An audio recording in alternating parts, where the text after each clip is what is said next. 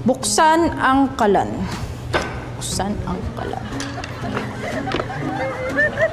Buksan ang kalan.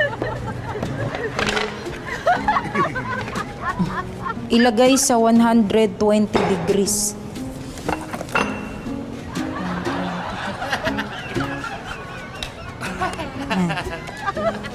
Ilagay ang kaldero.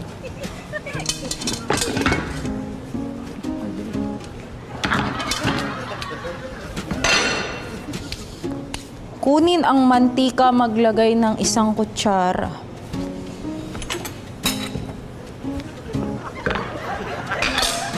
Maglagay ng 2 bawang.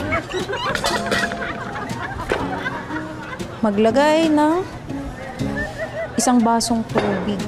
Siguro. Ilagay ang chicken cubes at paminta.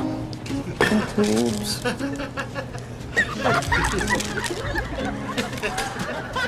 Bantayan hanggang kumulo.